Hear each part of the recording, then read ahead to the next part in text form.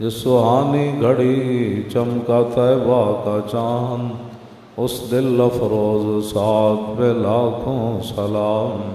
پہلے سجدے پہ روز ازل سے درود، یادگاری امت پہ لاکھوں سلام۔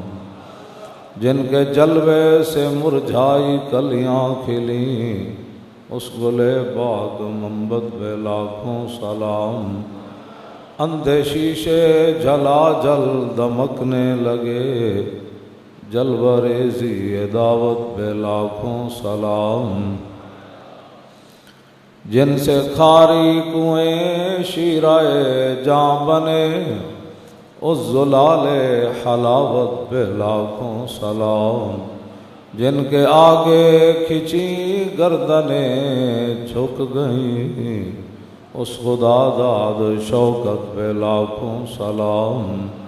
ان کے آگے وہ حمزہ کی جاں بازیاں، شیر غران سطوت پہ لاکھوں سلام۔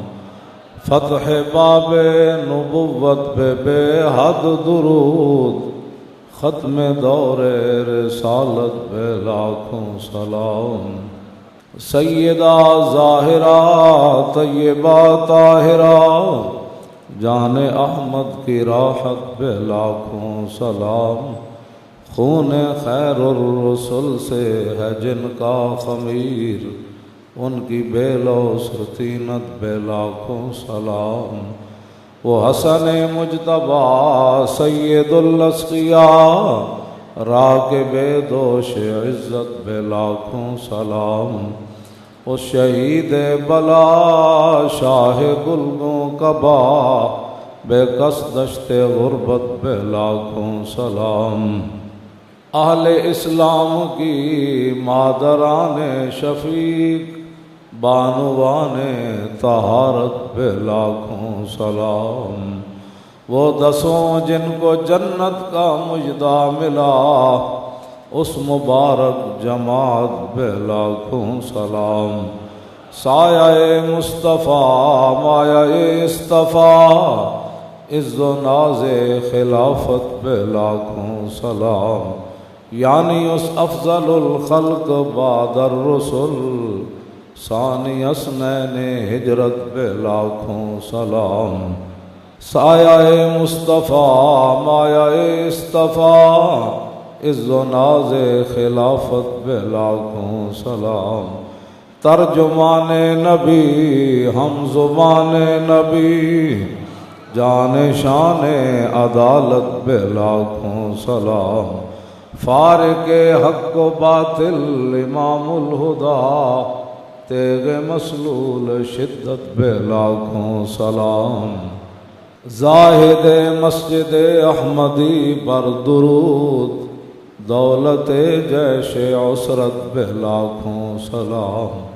یعنی عثمان صاحب قمیص ہدا، حلہ پوش شہادت پہ لاکھوں سلام۔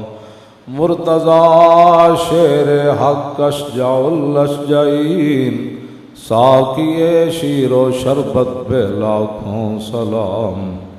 ماحی رفض و تفضیل و نصب و خروج، ماحی رفض و تفضیل و نصب و خروج، حامی دین و سنت پہ لاکھوں سلام۔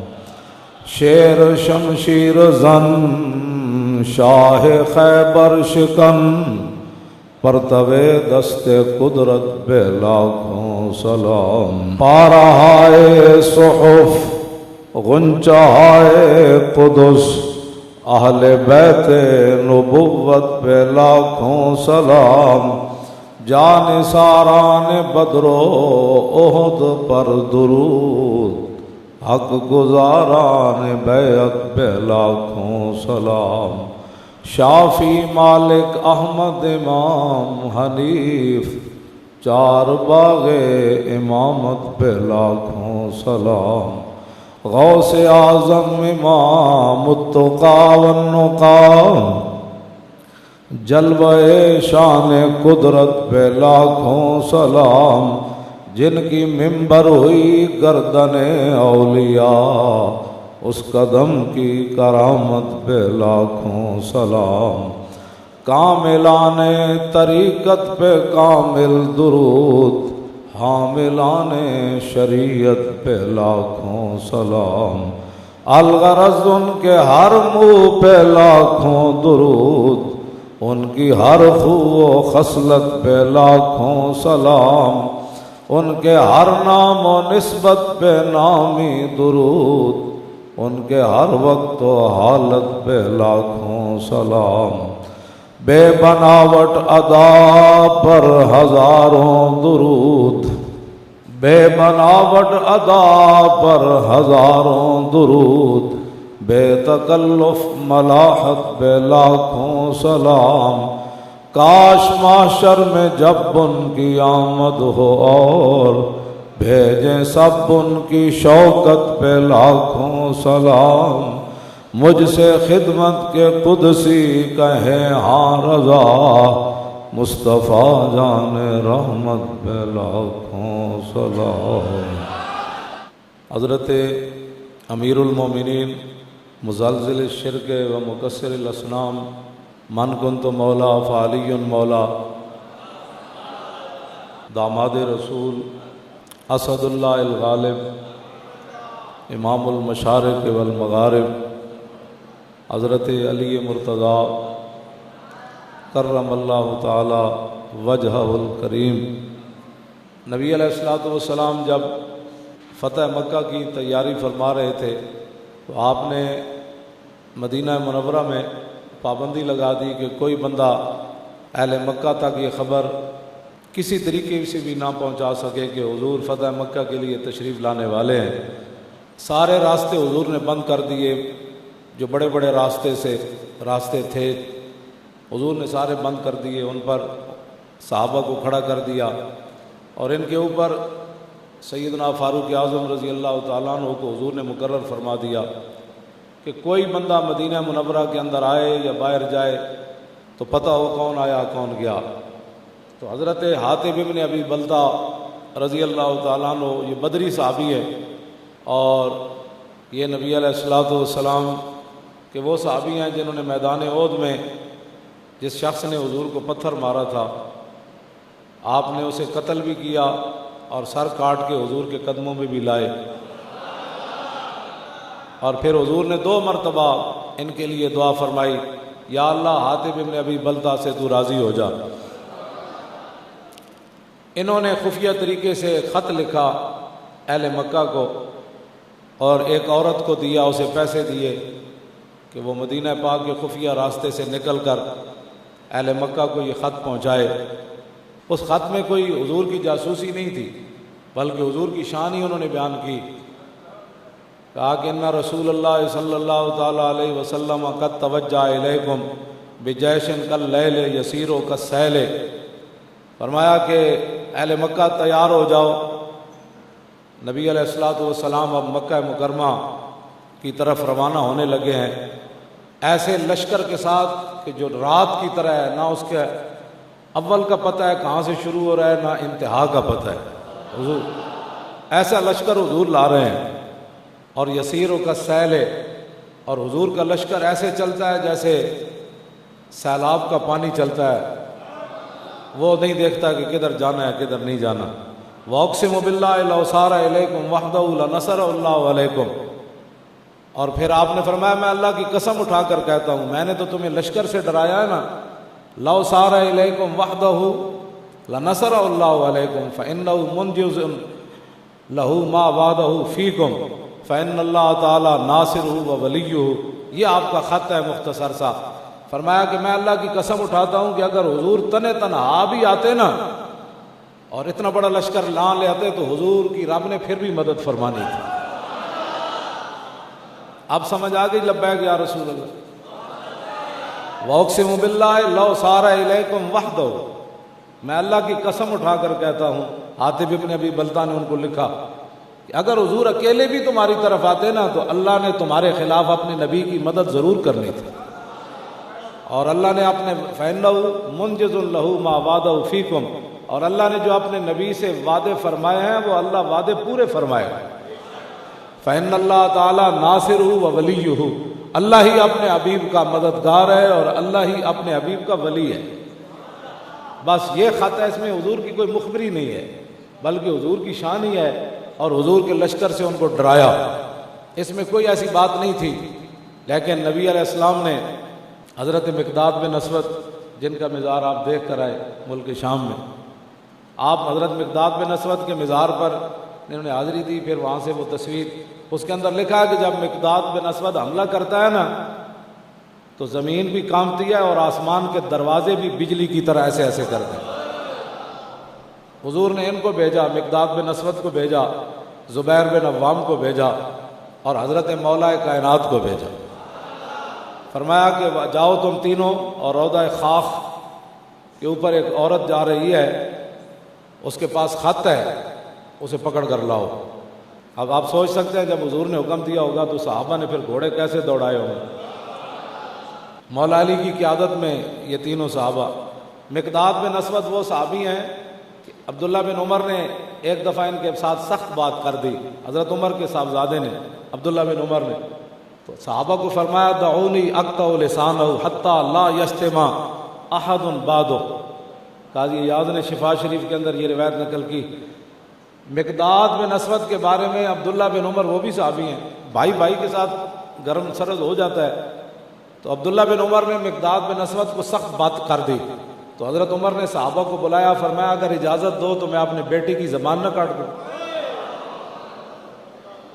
تاکہ قیامت تک کوئی کسی صحابی کے خلاف بات نہ کرے۔ یہ وہ مقداد بن اسود ہے جن کے حضرت عمر نے اپنے بیٹے کی زبان کاٹنے لگے تھے۔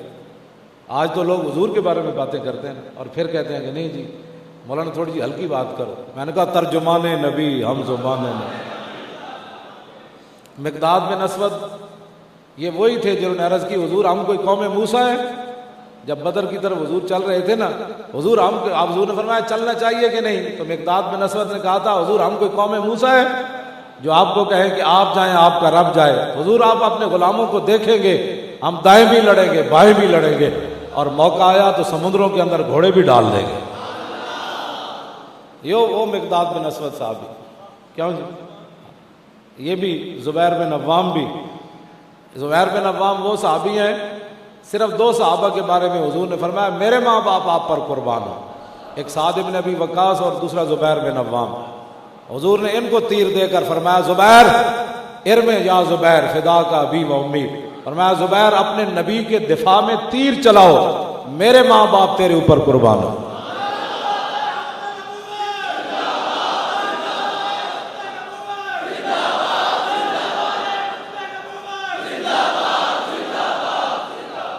اور جو بندہ آپ کو کہے کہ جی آپ تو ہر وقت حضور کی ناموس کی بات کرتے ہیں، آپ کے مولوی صاحب کو اور تقریر نہیں آتی، نے کہا مجھے بتا نا 1,24,000 صحابہ میں جو حضور نے کنوں فرمایا میرے ماں باپ تیرے تے قربان ہو، انہوں نے فرمایا نا جنہوں حضور کا دفاع کیتا۔ انہوں نے سمجھ نہیں تو پہلے دین پڑھو، ہاں جی پہلے دین سمجھو۔ بمصطفیٰ برساں خیش راہ کے دین ہما اس، یہ تو اقبال میں بھی گل سمجھ آ گئی۔ اعلیٰ حضرت بریلوی بھی یہی فرمایا انہیں جانا، حضور فرمایا میرے ماں باپ آپ پر قربان ہیں۔ امام الانبیاء صحابی کو یہ بات کہہ رہے۔ اس واسطے یہ مسئلہ بڑا عجیب ہے کہ جس کو نہیں سمجھ آیا تو اس کی اپنی قسمت ہے جی، جس کو نہیں سمجھ آیا تو وہ لبیک کے خلاف بک بک نہ کرے۔ وہ اللہ سے تو ذرہ عشق نبی از حق طلب اور سوز صدیق و علی از حق طلب۔ اقبال کہتا ہے اگر تیرے پاس عشق رسول نہیں ہے تو لبیک والوں کے خلاف بک بک نہ کیا کر، بلکہ اللہ سے مانگ، عشق رسول کا ایک ذرہ ہی مانگ لے، لیکن سوز علی اور صدیق والا مانگنا ہے۔ زبیر بن عوام اور تیسرے مولا کائنات حضور کا حکم مان کر جا رہے ہوں گے، وہ آسمان یا زمین نے ایسا منظر کوئی دیکھا ہوگا؟ انہیں تنہ جا کے صحابہ کہنے اسے مقام تے جا رہی سی عورت، انہیں گھوڑے کیویں دوڑائے ہوڑے، کس انداز نال چلے ہوڑے، لیکن کہنے جتنے حضور نے فرمایا سی وہ اونٹنی اتھی جا رہی سی۔ مولا کائنات فرمایا کہ بھئی اس کو پکڑ لیا، اس کی نکیل پکڑ لی، اونٹنی اس کی بٹھا دی، اب مولا کائنات ہے جی. اب یہ تو ہو نہیں سکتا کہ مولوی خادم سے تو لاکھوں دنیا زیادہ علم جانتی ہے نا، لیکن مولا کائنات کے بارے میں حضور نے فرمایا جدھر علی گیا قرآن ادھر گیا، جدھر قرآن گیا علی ادھر گیا، جدھر حق گیا علی ادھر گیا، جدھر علی گیا حق ادھر گیا. ہاں مولا کائنات ہیں یہ. کیوں جی؟ ان کے بارے میں تو کوئی نہیں کہہ سکتا وہ شدت پسند ہے.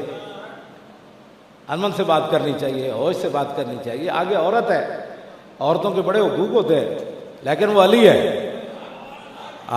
آپ نے فرمایا کہ میں سورہ فاتحہ کی تفسیر لکھوں نا لو کر تو 70 بعیرا.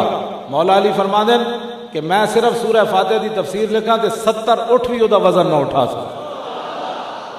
ایسے تو دو لفظ پڑھ کے ٹی ویاں تے بیٹھ کے مولوی بھی تے نال انہاں دے اینکر بھی تے نال انہاں دے سارے جتنے بیٹھے ہوئے، ہاں جی میرا خیال ہے تو کون ہوتا ہے؟ اگر حضور کی شان پوچھنی ہے تو حیدر کرار سے پوچھ. کل واللہ پڑھنی نہ آئے، خاتم النبیین کا لفظ پڑھنا نہ آئے، باقی قرآن کا تو اللہ حافظ ہے نا اسلام کا. اور اس علی نے رسول اللہ کے فرمانے پر اس عورت کی اونٹنی بٹھا دی، فرمایا خط نکالو. اس نے کہا خط تو نہیں ہے. تو مولا علی فرمایا والذی احلف بہ ما کذب رسول اللہ ولا کذبنا. فرمایا علی اس رب کی نام کی قسم اٹھاتا ہے، حضور فرماتے ہیں تیرے پاس ہے، تو کہتی ہے نہیں. کیوں جی؟ لتخرجن لنا ھذا الکتاب او لنکشفن کے. کیوں جی؟ ایدا ترجمہ سارے اینکر بہ کے کرن، ٹی وی والے سارے مولوی بہ کے کرن. آپ نے فرمایا کتاب تینوں وہ خط دینا پڑنا ہے. لتخرجن، لام تاکید بنون تاکید ثقیلہ. فرمایا تجھے ضرور بے ضرور وہ خط ہمیں دینا پڑے گا. حضور نے فرمایا تیرے پاس خط ہے، باقی تو کہتی ہے نہیں ہے. تو پھر سن، میں بھی تو مقداد بن اسود بھی تو زبیر بن عوام تنے لنکشفن کے. ہونے دا معنی میں کی کرا کسی اور کو ترجمہ کرا لینا. کیوں جی؟ لنکشفن کے. عورتوں کے حقوق ہیں، اسلام نے بڑے دیے. میرے آقا نے حجۃ الوداع کے موقع پر فرمایا تھا فاتقوا اللہ فی النساء فانکم حاصرون بامان اللہ واستحللتم بکلمۃ اللہ. فرماؤ لوگو عورتوں کے بارے میں اللہ سے ڈرنا، یہ اللہ کے نام پر تمہاری نکاح میں آئی ہیں، اللہ کے نام پر تمہارے لیے حلال ہوئی ہیں. اور فرمایا کہ ان کے بارے میں اللہ سے ڈرنا، اور تمہارے اوپر لازم ہے کہ تم استطاعت رکھتے ہو تو ان کو روٹی بھی اچھی کھلانی ہے، ان کو کپڑے بھی اچھے پہلانے ہیں. لیکن جب رسول اللہ کی بات آئے تو پھر بات مسئلہ ہی اور ہے. فرمایا لنکشفن کہ مولانا تو کی ترجمہ کری، پھر نہ کہنا ہے مولانا تو بڑی سخت باتیں کرتے ہیں اسلام میں. یہ مولا علی فرمایا. اور دوسرا کی یہ فرمایا والذی یحلف بہ لنقتلن کے. یہ تو فرمایا بھئی اسی خط کڈنا ہے جس طریقے نال بھی کڈنا ہے. فرمایا خط اسی تیرے کو لینا ہے، جے خط تو اندر بھی پیٹ کر لیا نا تے علی قتل کرن تو بعد تیرا ڈھڈ پاڑ کے بھی خط کڈنا ہے. حضور علی نہیں جا کر کہہ سکتا کہ حضور آپ نے فرمایا خط نہیں ملا، خط تو نکالنا ہے علی نے. بس یہ ہے بات، بس اتنی بات ہے. آج کا کوئی مسلمان ہوتا تو مولا علی کو مشورہ دیتا، دیکھیں نا جی عورتوں کے بڑے حقوق ہیں تو آپ اسے امن سے بات کریں، سکون سے. آپ تلوار کی باتیں کرتے ہیں، بات بار پر تلوار کی باتیں کرتے ہیں. آپ نہیں ہے نا اس بیچاری کے پاس خط نہیں ہے، جب کہہ رہی ہے نہیں ہے تو آپ اس کو پکڑ کر حضور کے پاس لے جائیں. فرمایا نہیں، مجھے حضور نے 2 باتوں کا حکم دیا ہے، ایک عورت کو پکڑ کر لانا ہے، دوسرا خط نکالنا ہے. تو عورت تو مل گئی، اب خط بھی علی نکالے گا. اس نے پھر ادھر بال تھے، بالوں کے اندر اس نے خط چھپایا ہوا تھا. جب دیکھا نا کہ علی نے خط تو لینا ہی لینا ہے، اس نے پھر خط نکال کر کہا یہ ہے وہ زبان جس کو سب کن کی کنجی کہے، اس کی نافذ حکومت کرے. ہم اس اسلام کی بات کرتے ہیں تو لوگ کہتے ہیں نہیں، ہمیں وہ اسلام بتاؤ جس اسلام کے اندر امریکہ کی غلامی ہو. ان غلاموں کا یہ مسلک ہے کہ ناقص ہے کتاب، سکھاتی نہیں مسلمان کو غلامی کے آداب. کیوں 12,000 درہم مولا علی ماریا نا عمر بن عبد ودنو. اے جتنے جڑے کہتے ہیں نا اسی بڑے مولویاں نالوں زیادہ علم جاننے ہیں، یہ تو کوئی میدان لگے گا تو پتہ لگے گا نا. ٹی ویاں دے بیٹھ کے بک بک کرنی ہو رہے سانو بھی نال بٹھاؤ نہ پھر پچھی بھئی توں دس بھائی ساڑھے نالوں کیڑا علم زیادہ جاننا. الحمدللہ کہ والناس تک ذرا شروع کر